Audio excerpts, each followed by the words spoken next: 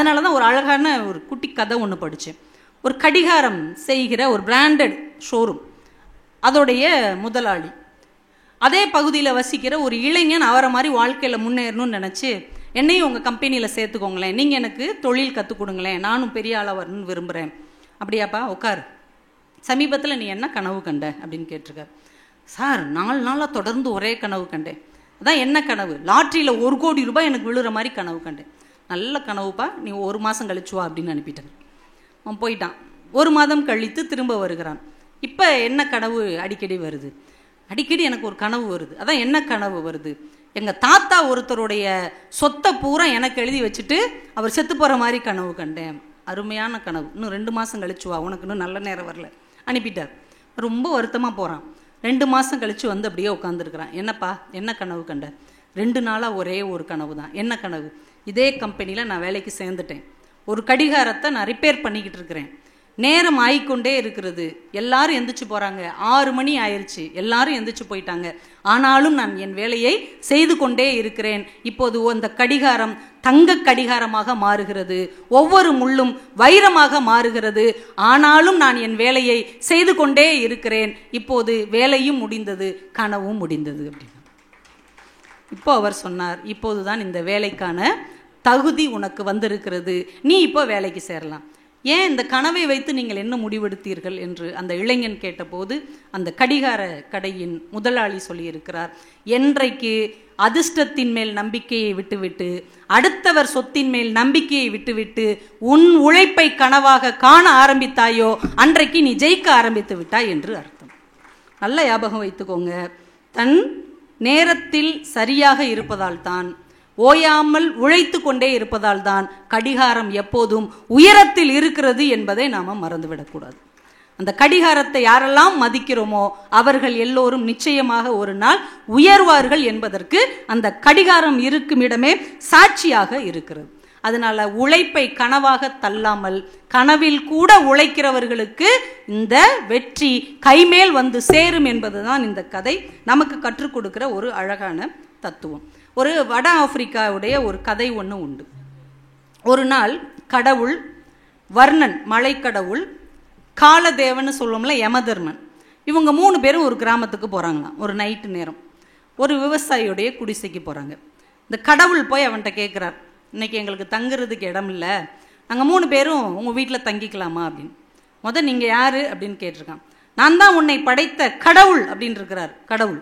அவன் சொல்லியிருக்கிறான், என்னையா நீ கடவுள்? ஒருத்தன் பணக்காரனாக இருக்கிறான், ஒருத்தன் ஏழையாக இருக்கான், ஒருத்தன் பெரிய ஜாதிங்கிறான், ஒருத்தன் சாதாரண ஜாதிங்கிறான், இவ்வளவு பிரச்சனையோடு எங்களை படைச்சிருக்கிற நீ, உனக்கு நான் எப்படி இடம் தருவேன்? நீ முதல் இடத்த காலி பண்ணு அப்படின்ட்டார். ரொம்ப நொந்து போய் 3 பேரும் இன்னொரு வீட்டுக்கு போகிறாங்க. இப்போ மலை கடவுள் கேட்குறார், நான் கேட்குறேன், கண்டிப்பாக இடம் தருவான்.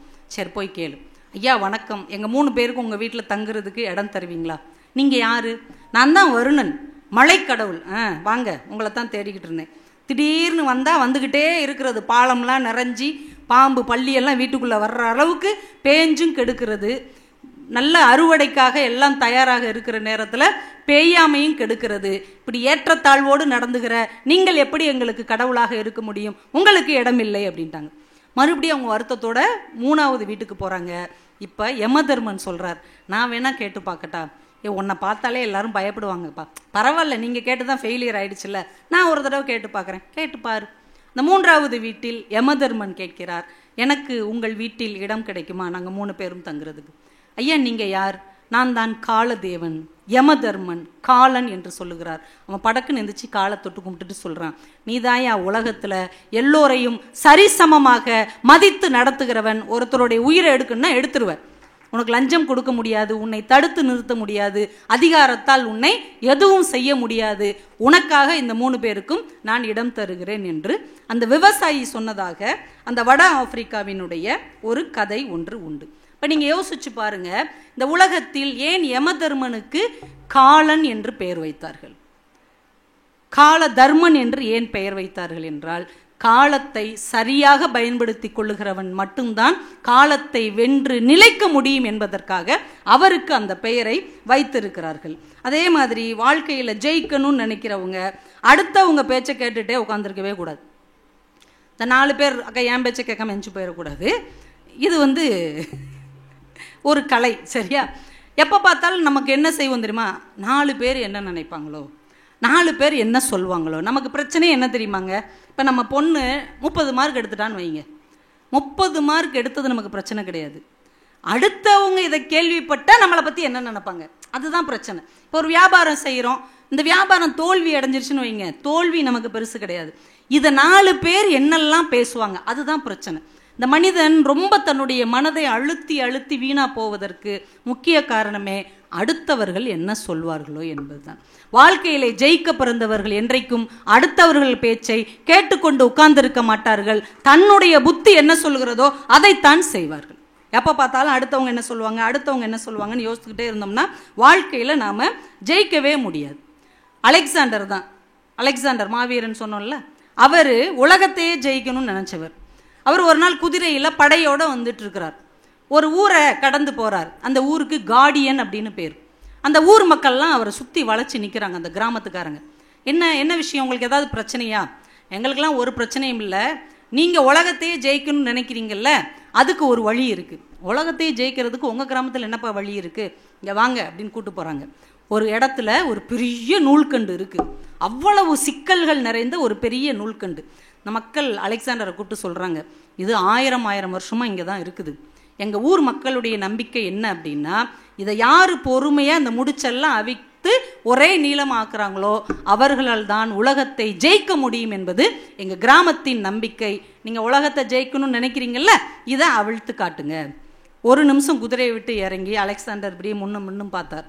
அந்த நூல்கண்டை பிரிக்க வேண்டும் என்றால் 10 வருஷமாவது ஆகும். உடைவாளை எடுத்தார், கண்டன் துண்டமாக அந்த நூல்கண்டை வெட்டி தூக்கி எறிஞ்சார். மக்கள்லாம் அதிர்ச்சி அடைஞ்சு, என்ன இப்படி பண்ணிட்டீங்க, ஏண்டா இதெல்லாம் ஒரு வேலைன்னு சொல்லி 1000 வருஷமாக வர்றவன் போகிறவன்லாம் நிற்க வச்சு கிறுக்காக்கிட்டு இருக்கீங்க, என்ன உலகத்தை ஜெயிக்கணும்னு நிற்கிற எவனும் இது மாதிரி மூட நம்பிக்கையில் தன் நேரத்தை வீணடித்து கொண்டிருக்க மாட்டான், இதை தூக்கி எறிஞ்சிட்டு ஒழுங்கா வேலையை பாருங்க அப்படின்னார். அதிலிருந்து இன்னைக்கு ஒரு பிரச்சனையை தீர்க்க முடியவில்லை என்றால் அந்த பிரச்சனையை பீத்து எரியுங்கள் அப்படிங்கிறதுக்கு to cut the Guardian not அப்படின்னு ஒரு பழமொழியே ஆங்கிலத்தில் உருவானது. இந்த பிரச்சனையை தீர்க்கவே முடியலையா, அதை தூக்கி எரிஞ்சிருங்க, அதை எதுக்கு உட்காந்து தீர்த்துக்கிட்டு இருக்கீங்க, அப்படி ஒரு பிரச்சனையே வேணாம், தூக்கி எறிஞ்சிட்டு வேற வழியை தேர்ந்தெடுங்கள் அப்படிங்கிறதுக்கு அந்த சம்பவம் ஒரு பழமொழியாகவே மாறி இருக்கிறது என்றால், உலகத்தை ஜெயிக்க வேண்டும் என்று நினைப்பவர்கள் மூட நம்பிக்கையில் உட்கார்ந்து மூழ்கி போகக்கூடாது என்பதை நாம் புரிஞ்சுக்கணும். நம்ம பொதுவாக என்ன சொல்லுவோம், இன்னைக்கு ஒரு வேலை செய்யணும்னு நினச்சா இன்னைக்கு நாள் நல்லா இல்லை, நாளைக்கு செய்வோம். எவன் ஒருத்தன் நாளைக்குன்னு ஒரு நாளை தள்ளி போடுகிறானோ அவன் வெற்றி நாளைக்கும் வரப்போவதில்லை, நாளை மறுநாளும் வரப்போவதில்லை. ஏன்? நாளைன்னு ஒன்றே கிடையாது. Tomorrow never comes. நாளைன்னு ஒரு நாள் என்னைக்காவது இருக்குதுங்களாயா? இப்போ நாளைக்குன்னு நான் சொல்கிறேன், ஆனால் நாளைக்கு இது இன்றாக மாறிவிடும் இல்லையா? அப்போ நாளை என்ற ஒரு நாள் வரவே வராது. இன்று என்கின்ற ஒரு நாள் தான் உண்மையானது, நம் கைகளில் இருப்பது. அதனால் நாளைன்னு ஒருத்தன் தள்ளி போடுறான்னா அவன் வாழ்க்கையில் ஜெயிக்கவே முடியாதுன்னு அவனுக்கு எழுதி கையெழுத்து போட்டு கொடுத்துருங்க. ரொம்ப அழகாக சுகி சிவம் ஐயா ஒரு புத்தகத்தில் தான் பதிவு செஞ்சிருந்தார். 2 பேராசிரியர் வேலைக்கு படித்தவங்க, ஒரே கல்லூரியில் படித்த நண்பர்கள், ஒருத்தர் கணிதத்துறை, ஒருத்தர் ஆங்கிலத்துறை. 2 பேரும் நல்லா படித்து வெளியே வந்திருக்கிறாங்க. ஒரு மிகப்பெரிய கல்லூரிக்கு வேலைக்கு அப்ளிகேஷன் போடுறாங்க, விண்ணப்பம் போடுறாங்க. 2 பேருக்குமே வேலை கிடச்சிருச்சு. வருகிற சனிக்கிழமை சேர்ந்துக்கோங்கன்னு 2 பேருக்கும் கடிதம் வந்துருச்சு அந்த ஊருக்கு போகிறதுக்கு. ஆங்கிலத்துறை பேராசிரியர் நினைக்கிறார், சனிக்கிழமையே அதுவுமா முத வேலையில் சேருவாங்க, நான் திங்கக்கிழமை சேர்ந்துக்கிறேன், சனிக்கிழமை நல்ல நாள் கிடையாது. இப்போ கணித பேராசிரியர் பார்த்தார், இதிலெல்லாம் எனக்கு நம்பிக்கை இல்லை, அவங்க வர சொல்லிட்டாங்க, நான் போகிறேன் அப்படின்னு சனிக்கிழமை அவர் வேலையில் சேர்ந்துட்டார். இவர் திங்கக்கிழமை போய் வேலையில் சேர்ந்துட்டார். காலங்கள் ஓடுகிறது. 2 பேருமே சிறந்த பேராசிரியர்களாக வளர்ந்து வருகிறார்கள். அடுத்த முதல்வருக்கான தேர்வு நடைபெறுகிறது. ஒரு நாள் சீனியாரிட்டியில் மேத்ஸ் ப்ரொஃபஸர் அந்த இடத்துக்கு வந்துட்டார். ஒரு நாள் தாமதமாக சேர்ந்ததால் ஆங்கில பேராசிரியர் அந்த இடத்துக்கு வர முடியாமல் போனது. ஒரு நாள் என்பது நம்ம தலையெழுத்தையே மாத்திரும். கடைசி வரைக்கும் இவர் முதல்வராக இருந்து பெருமையாக ஓய்வு பெற்றார். கடைசி வரைக்கும் நொந்து பேராசிரியராகவே இருந்து இவர் ஓய்வு பெற்றார். அப்போ அந்த ஒரு நாள் என்பது நம்ம வாழ்க்கையின் மிகப்பெரிய உயரத்துக்கு கொண்டு போகக்கூடிய ஒரு விஷயம் என்பதை புரிஞ்சுக்கணும். ஒரு நாள் ஒரு விஷயத்தை நீங்கள் தள்ளி போடுவதால் உங்கள் வாழ்க்கையின் முக்கியமான வெற்றியை தள்ளி போடுகிறீர்கள் என்பதை மறந்துவிடக்கூடாது. அதனால் ஒரு நாள் அப்படிங்கிறது ரொம்ப முக்கியமான ஒன்று. அதனால் மற்றவர்கள் சொல்லுவதை முழுமையாக அப்படியே வாங்கிக்கிட்டு அதைப்படியே நம்ம வாழக்கூடாது. ஒவ்வொருத்தருக்கும் ஒவ்வொரு எண்ணம் இருக்கும், ஒவ்வொருத்தருக்கும் ஒரு வாழ்க்கை சூழல் இருக்கும். ஒரு காய்ச்சல் வந்திருக்குன்னே வைங்களேன், வழக்கமாக நம்ம கசாயம் சாப்பிடுவோம், சாப்பிட்டா நமக்கு சரியாக இருக்கும். இதுதான் நம்ம உடல் அமைப்பாக இருக்கும், நம்ம குடும்பத்தில் நமக்கு கற்றுக் கொடுத்ததாக இருக்கும். யாராவது ஒருத்தங்க சொல்கிறாங்கன்னு வைங்க, உனக்கு என்ன செய்யுது? காய்ச்சல் அடிக்குது. என்ன சாப்பிட்ட? கசாயம் சாப்பிட்டேன். பைத்தியம், கசாயம் சாப்பிட்டா ஏதாவது காய்ச்சல் சரியாகுமா? வா ஆஸ்பத்திரிக்கு போய் ஊசி போடுறோம். உடனே நம்ம என்ன சொல்லுவோம்? அவங்க சொல்லிட்டாங்க, மறுக்க முடியல, அதனால போனேன் சொல்லுவோமா? ஆனால் 100 தடவை காய்ச்சல் வந்து 100 தடவை நம்ம கசாயம் சாப்பிட்டு சரியாக இருப்போம்.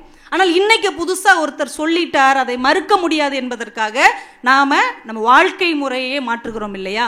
இந்த அடிமை புத்தியிலிருந்து முதல்ல விலகணும். இன்னைக்கு நிறைய பிள்ளைங்க 12ஆம் கிளாஸ் முடிச்சு ஒரு காலேஜுக்கு வருவாங்கல்ல, அவங்கக்கிட்ட ஏன் இந்த காலேஜுக்கு வந்தேன்னு கேட்டால் டக்குன்னு சொல்கிறாங்க, என் ஃப்ரெண்டு வந்தான்.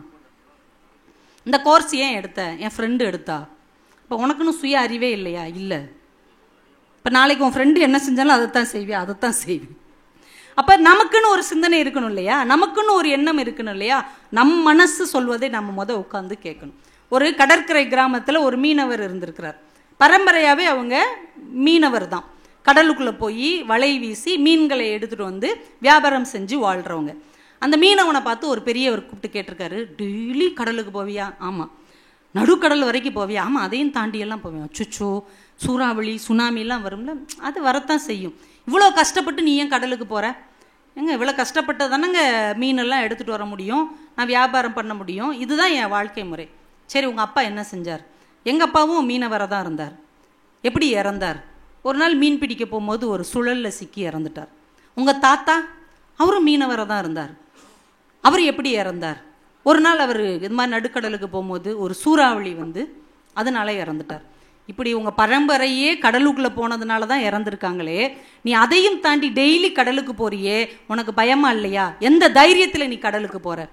டக்குன்னு அந்த மீனவன் கேட்டான், ஐயா உங்கள் அப்பா என்ன செஞ்சாங்க? எங்கள் அப்பா வேலைக்கு தான் போனாங்க. எப்படி இறந்தாங்க? ஒரு நாள் தூங்கிக்கிட்டு இருக்கும்போது ஹார்ட் அட்டாக் வந்து இறந்துட்டாங்க. சரி, உங்கள் அப்பாவுடைய அப்பா எப்படி இறந்தாங்க? அவர் நோய்வாய்ப்பட்டு கட்டிலே படுத்திருந்து இறந்துட்டார். இப்போ 2 பேர் தூங்கும் போது இறந்துருக்குறாங்க. நீங்கள் எந்த தைரியத்தில் தினமும் தூங்க போகிறீங்க? சரியான கேள்வி தானே. ஒவ்வொருத்தர் வேலையிலும் ஒரு சிரமம் இருக்கும்.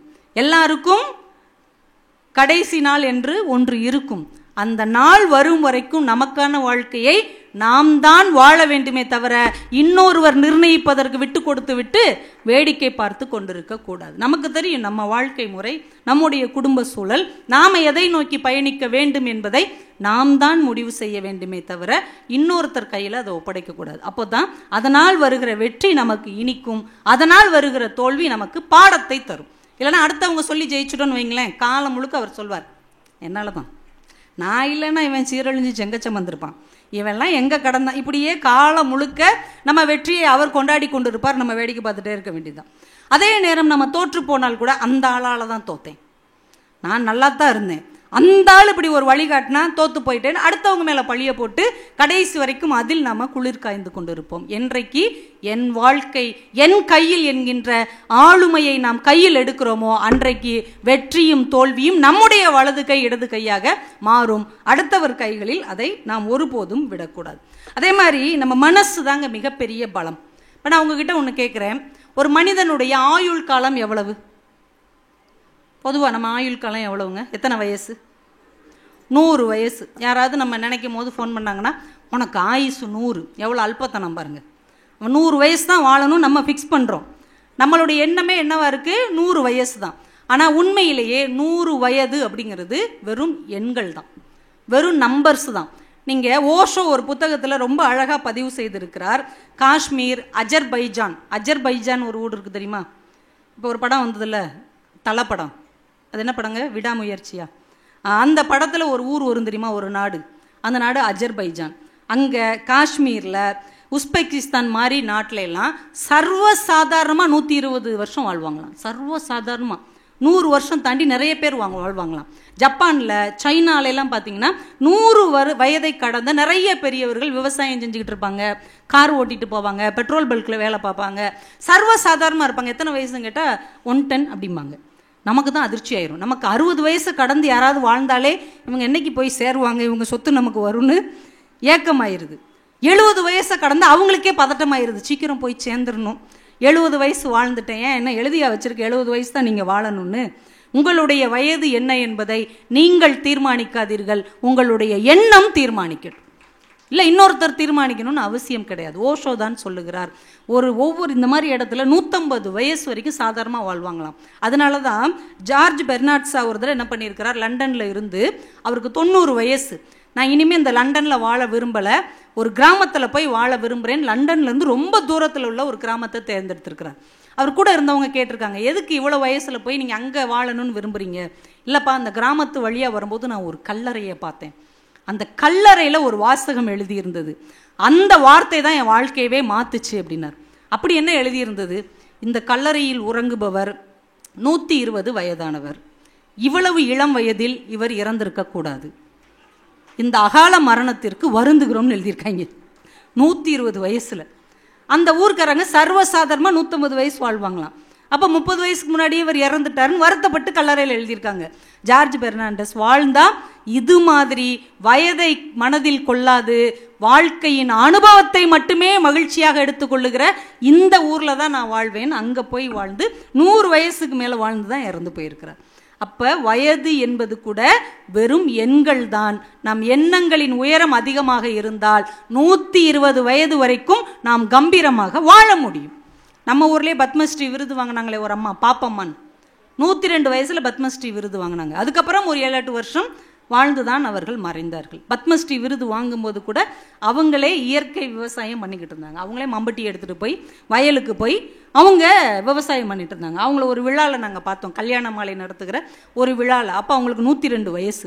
சாலமன் பாப்பையா ஐயா அவர்கள் அவங்க காலை தொட்டு கும்பிட்டாங்க. அந்த அம்மா சொன்னாங்க, நல்லா இரு தம்பி அப்படின்னாங்க. ஐயாவை ஒருத்தர் தம்பின்னு சொல்கிறத நாங்கள் அன்னைக்கு தான் பார்த்தோம். அவ்வளவு வயசானவங்க அந்த அம்மா, ஆனால் அவ்வளவு ஆரோக்கியமாக, யார் வந்தாலும் அவங்க டக்கு டக்குன்னு எந்திரிச்சு நின்று வணக்கம் சொன்னாங்க. நாங்கள் எந்திரிச்சு நிற்கிறதுக்கு 5 நிமிஷம் ஆச்சு. ஆனால் அந்த அம்மா அவ்வளோ ஆரோக்கியமாக இருந்தாங்க. அப்போ வயது என்பது நம்முடைய உடலில் இல்லை, நம்முடைய எண்ணத்தில் இருக்கிறது என்பதை நம்ம ஊரிலேயே எத்தனையோ பெரியவர்கள் நிரூபித்து கொண்டு இருக்கிறார்கள். என்றால் 60 வயசு ஆயிடுச்சுன்னா கிளம்பிட வேண்டியதான் அப்படின்னு நீங்களா பெட்டி படுக்கையை ரெடி பண்ணாதீங்க. இந்த காலம் நமக்கு எவ்வளவு ஒரு தூரத்தை தந்திருக்கிறதோ அவ்வளவு தூரமும் நான் கம்பீரமாக பயணித்து விட்டுத்தான் போவேன் என்று நீங்கள் உங்கள் வயதுக்கு கற்றுக் கொடுங்கள். அதனால் மரணம் என்பது கூட நம்ம மனதின் நம்பிக்கை தான். அதை நாம் புரிந்து கொண்டோம் என்றால் இந்த வாழ்க்கை அழகானதாக இருக்கும். நம்ம வாழ்க்கையிலே கஷ்டமான வேலை அப்படின்னா என்ன தெரியுமா? வாழ்க்கையிலே நிறைய வேலை இருக்குது, ஆனால் எல்லாராலையும் வேண்டான்னு சொல்லப்படுகிற ஒரு வேலை இருக்குது. எனக்கு வேண்டாம், இது வேண்டாம் அப்படின்னு சொல்லப்படுற ஒரு வேலை இருக்குது. என்ன தெரியுமா? அது இன்சூரன்ஸ் ஏஜென்ட் வேலை. யாராவது சந்தோஷமாக நீங்கள் வாங்க நான் உங்களுக்கு ஒரு பாலிசி போடுறேன்னு யாராவது சொல்லியிருக்கோமா? நம்ம சொல்லாததுக்காக அவர் வராமல் வந்திருக்காரா? அவர் ஃபோன் போட்டுகிட்டே இருப்பார், நம்ம பார்க்குற இடத்துலலாம் வந்து நின்றுட்டே இருப்பார், நேரம் கிடைக்கும் போதெல்லாம் நம்ம வீட்டுக்கு அழையா விருந்தாளியாக வந்துக்கிட்டே இருப்பார். எந்த நம்பிக்கை அவரை அந்த வேலை செய்ய தோண்டுகிறது? யோசிச்சு பார்க்குறீங்களா? அதில் கூட அவருக்கு ஒரு முயற்சி இருக்கிறது. இந்த தொழிலில் என்னால் ஜெயிக்க முடியும் என்கின்ற தன்னம்பிக்கை இருக்கிறது. இன்னொருத்தருடைய வாழ்வை காக்க வேண்டிய பணியில் நான் இருக்கிறேன் என்கின்ற உயர்ந்த கொள்கை அவர்கிட்ட இருக்குது. ஒரு பெரிய பணக்காரர் இருந்திருக்கிறார். அவர் பிஏட்ட சொல்வாராம், யார் வந்தாலும் உள்ள விடு, இந்த இன்சூரன்ஸ் ஏஜென்ட் யாராவது வந்தாங்கன்னா அப்பாயின்மெண்ட் கொடுக்கவே கொடுக்காது அப்படின்னு இருக்கிறார். சரிங்கய்யா அப்படின்னு அவர் சொல்லிட்டார். ஒரு நாள் 25 அப்பாயின்மெண்ட்டு அவங்கக்கிட்ட வந்து கேட்டிருக்காங்க. 25 அப்பாயின்மெண்ட்டு, ஃபோனில் நேரில் விசிட்டிங் கார்டு கொடுத்து இவர் எல்லாத்தையும் வேண்டாம் வேண்டாம் வேண்டான்னு துரத்திட்டார். கடைசி நைட்டு ஒரு 9 மணிக்கு ஒரு வயதான இன்சூரன்ஸ் ஏஜென்ட் வந்து, சாரை பார்க்கணும், ஒரு 5 நிமிஷம் அப்பாயின்மெண்ட் கொடுங்க. இவருக்கே ஒரு மாதிரி ஆயிடுச்சு. ஏற்கனவே 25 பேரை வேணாம் வேணான்னு விரட்டியாச்சு. 26ஆவதா ஒரு பெரிய வேறவர் வந்து நிற்கிறாரே அப்படின்னு அந்த பணக்காரர்கிட்ட சொல்கிறார், ஐயா என்னைக்கும் இல்லாமல் இன்றைக்கி 25 பேர் வந்தாங்க, எல்லாரையும் வேணான்னு சொல்லியாச்சு, எல்லா அப்பாயின்மெண்ட்டையும் வேணான்னு சொல்லியாச்சு, இப்போ கடைசியாக ஒரு பெரியவர் வந்திருக்காரு, நீங்கள் சும்மா பார்த்துட்டு அனுப்புங்களேன். சரிப்பா உள்ளே அனுப்பு, இவ்வளோ பேர் போராடி இருக்காங்களா, வர சொல். இப்போ அந்த பெரியவர் வந்து உட்காந்து அவர் சொல்ல வந்ததை பூரா அழகாக உருக்கமாக சொல்கிறாரு. இவருக்கு பிடிச்சி போய் ஒரு பெரிய தொகை அவருக்கு செக் எழுதி கொடுக்குறார். கொடுத்துட்டு அவரை சொல்கிறார், நீங்கள் பெரிய அதிர்ஷ்டசாலி, ஏன்னா எனக்கு இன்சூரன்ஸ் போடுறதும் பிடிக்காது, யாராவது கேட்டு வந்தாலும் பிடிக்காது, இன்றைக்கி 10-15 பேர் வந்து போராடி இருக்காங்க, எல்லாரையும் போக சொல்லிவிட்டு கடைசியாக உங்களுக்கு தான் நான் வாய்ப்பும் கொடுத்துருக்குறேன், இந்த பாலிசியும் கொடுத்துருக்குறேன். இந்த பெரியவர் சிரிச்சுக்கிட்டே சொல்லியிருக்காரு, 10-15 பேர் இல்லை சார், 25 பேர். ஆமாம் ஆமாம் 25 பேர். உங்களுக்கு எப்படி கரெக்டாக சொல்கிறீங்க? உங்களுக்கு எப்படி தெரியும்? அந்த 25 பேருமே நான் தான் ஃபோனில் அப்பாயின்மெண்ட் கேட்டேன், ஆளை விட்டு அப்பாயின்மெண்ட் கேட்டேன், விசிட்டிங் கார்டு கொடுத்து அப்பாயின்மெண்ட் கேட்டேன். 25 தடவை நான் முயற்சி செஞ்சுட்டு 26ஆவது தடவை நானே வந்தேன் அப்படின்னாரோ. அப்போ இத்தனை தடவை தேவையில்லை என்று அனுப்பப்பட்ட பிறகும் பொறுமையோடும் ஒரு மனிதன் காத்திருக்க முடியும் என்றால் காத்திருப்பும் வெற்றி தரும் என்பதை நாம் அடுத்த தலைமுறைக்கு கற்றுக் கொடுக்க வேண்டும். அது ஒரு பக்குவங்க. காத்திருக்கிற பொறுமை இருக்கிறது இல்லையா, அது ஒரு மிகப்பெரிய தகுதி. அதுதான் பெரிய லீடர்ஷிப் குவாலிட்டி. நம்ம குழந்தைகள்கிட்ட அந்த பொறுமை இருக்கா? நீங்கள் 5 நிமிஷம் ஏதாவது ஒன்றுக்கு காத்திருக்க சொல்லுங்களேன், ஏதாவது ஒன்று. இப்போ சினிமா தேட்டர் போகணும்னா கரெக்ட் டயத்துக்கு தான் அவங்க வருவாங்க. எதுக்கு அங்கே போய் 10 நிமிஷம் காத்திருக்கணும்? நமக்கு சரியான நேரத்துக்கு போவோம். ஹோட்டலுக்கு சாப்பிட போய் ஆர்டர் தான் கொடுத்துருப்பான், அந்த சர்வர் அங்கே தான் போயிருப்பார். எப்போ வரும் கேளுமா, நீ எப்போ வரும்னு கேளு. ஏன்டா உன் கண்ணுக்கு முன்னாடி தானே அவர் 20 நிமிஷம் ஆகுன்னு சொன்னார். எதுக்கு 20 நிமிஷம் ஆகுது? பொறுமையே கிடையாது. வீட்டில் ஒரு தோசை சுட்டுட்டு அடுத்த தோசையை கொண்டு வரவங்கள தட்டை எடுத்து வச்சுட்டு இன்னும் வல்லையா. அடுத்த தலைமுறைக்கு பொறுமை என்றால் என்ன என்றே தெரியவில்லை. காத்திருப்பின் பக்குவம், காத்திருப்பின் வெற்றி என்பது என்ன என்பதை நாம் அவர்களுக்கு சொல்லிக் கொடுக்கவே இல்லை. காத்திருப்பு என்பது ஒரு மிகப்பெரிய தலைமைத்துவம் என்பதை குழந்தைகளுக்கு கற்றுக் கொடுக்க வேண்டும். ஏன்னா சில நேரம் நீங்கள் எவ்வளோ முயற்சி செஞ்சாலும் சரி, எவ்வளவு போராடினாலும் சரி, அந்த காரியம் நடக்கவே நடக்காது. அந்த நேரத்தில் நம்ம என்ன செய்யணும் தெரியுமா? கம்முன்னு இருந்துடும். எவ்வளோ போராடியும் ஒன்று நடக்கலையா, எவ்வளவு முயற்சி செஞ்சும் அது நடக்கலையா, எமக்கு எதிர்ப்பாகவே எல்லாமே நடக்குதா, துயரமாகவே வந்துட்டு இருக்கா, கம்முன்னு இருந்துருங்க. 2-3 நாள் எந்த எதிர்வினையும் ஆற்றாமல் அமைதியாக இருந்தாலே அந்த பிரச்சனை தானாக தீர்ந்து விடும் என்பது தான் உண்மை. ஏன் இன்னைக்கு இந்த டைவர்ஸ்லாம் அதிகமாகுதுன்னு நினைக்கிறீங்க? உடனுக்குடனே ரியாக்ஷன். இவங்க ஒன்று சொன்னால் அவங்க ஒன்று சொல்லியே ஆகணும், அவங்க ஒன்று செஞ்சால் இவங்க ஒன்று செஞ்சே ஆகணும். ஆனால் அன்னைக்கு நம்ம அப்பா 1000 சொல்லுவார், அம்மா அமைதியாக இருப்பாங்க. ஏம்மா உனக்கெல்லாம் உணர்ச்சியே இல்லையாம்மா, உனக்கெல்லாம் அறிவே இல்லையா, அப்பா உன்னை இவ்வளோ திட்டுறார் அமைதியாக இருக்க, இன்னைக்கு அமைதியாக இருக்கேன்ல, 4 நாள் கழித்து நான் அவரை திட்டுவேன், அப்பா அவர் அமைதியாக இருப்பார். அப்பாவின் அமைதியும் அப்பா கத்தும்போது அம்மா காத்த அமைதியும் தான் நம் இல்லற வாழ்க்கையை இவ்வளவு தூரம் இழுத்து வந்திருக்கிறது என்பதுதான் நம் குடும்ப தலைவர்களின் வெற்றி. எதுக்கு எடுத்தாலும் பதிலுக்கு பதில். இன்னைக்கு நம்ம பிள்ளைங்கிட்ட அதுதான் பிரச்சனை. ஒரு மேனேஜர் கோவமா திட்டுறார், நம்ம மேல தவறே இல்லை. ஹெட்மாஸ்டர் கோவமா திட்டுறார், இந்த டீச்சரா இருக்கவங்க மேல தப்பே இல்லை. உடனே பதிலுக்கு மூஞ்சில் அடிச்ச மாதிரி இந்த வேலையை வேணாம் போயா அப்படின்னு வந்துட்டா யாருக்கு லாஸ்? கொஞ்சம் பொறுமையாக இருந்து அவர் பேசி முடித்ததுக்கப்புறம் ஒரு அரை மணி நேரம் கழித்து திரும்ப போய், சார் என் மேலே எந்த தப்பும் இல்லை, நீங்கள் தவறாக புரிஞ்சுக்கிட்டு என்னை திட்டிட்டீங்க, ஐயோ சாரி நான் கவனிக்கல சொல்வாரா இல்லையா? நம்ம குடும்பத்திலையும் அப்பா திட்டார், இல்லை நம்ம சொந்தக்காரங்க யாரோ ஒருத்தங்க நம்மளை புரிந்து கொள்ளாமல் திட்டுகிறார்கள் என்றால் அந்த 5 நிமிஷம் அமைதியாக இருந்துட்டு ஒரு அரை மணி நேரம் கழித்து நம் பக்கம் உள்ள நியாயத்தை சொன்னால் யாராக இருந்தாலும் காது கொடுத்து கேட்பார்கள். உடனுக்குடனே ரியாக்ஷன், உடனுக்குடனே எதிர்வினை ஆற்றுவது தான் இன்றைக்கு நம் குடும்பங்களில் மிகப்பெரிய பிளவை ஏற்படுத்துகிறது. வேலைக்கு செல்லுகிற இடத்திலும் இந்த பொறுமையின்மை தான். ஒரு ஆள் ஒரு வருஷத்தில் 10 வேலைக்கு மாறிடுறான். ஏன்டா 10 கம்பெனி ஏன் மாறின? 10 மேனேஜரும் சரியில்லை. 10 மேனேஜர் எப்படி சரியில்லாமல் இருப்பாங்க? நம்ம சரியில்லை என்பதுதான் உண்மை.